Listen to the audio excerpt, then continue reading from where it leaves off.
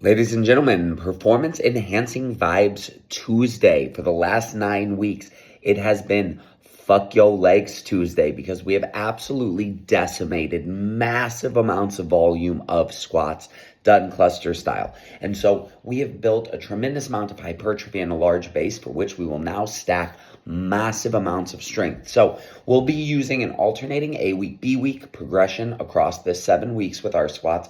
On the A weeks, as you'll see today, you're going to have percent AMRAPs. Percent AMRAPs are awesome because they create a tremendous degree of auto regulation, it would be called, meaning we set the percent, 82.5% for strength and power today for your top 2 sets, and you are going to hit as many reps as you can. What this allows for is on days that you feel absolutely primed and like a freaking savage, you're going to be able to get in tremendous amounts of training volume at that set without being constrained by a set rep number, meaning maybe you're going to hit 7 or 8 or 9 reps in your first set because you're so gung-ho to go.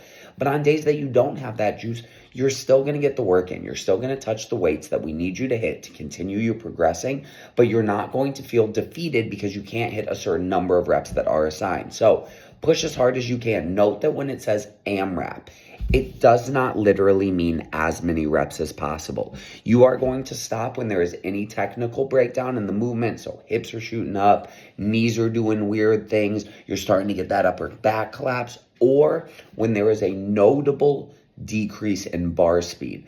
Not when the bar starts to slow down. It's okay that the bar slows down, but when you start to have to grind through a sticking point, that's your final rep. We don't need trash volume on top of it, so make sure quality reps only are being served up at the table. The only difference between strength and power and BT will be the percentages. BT is going to be a slightly lower percentage to allow for more volume and therefore more hypertrophy across all of the sets.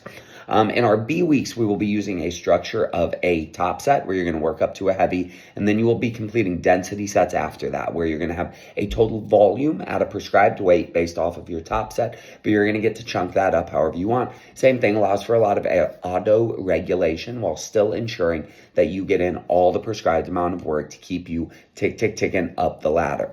Another very important thing for Tuesdays, your second piece is going to be accessory work, and it will start with a hinge accessory. This is your secondary hinge day to supplement Friday's deadlift progression. If you want to get really good at something and get it really strong, you should be getting 2 touches on it a week. So Friday, primary deadlift. Today, secondary hinge. We will alternate weekly between a progression of Romanian deadlifts on the A weeks today and straight leg deadlifts on B weeks next week.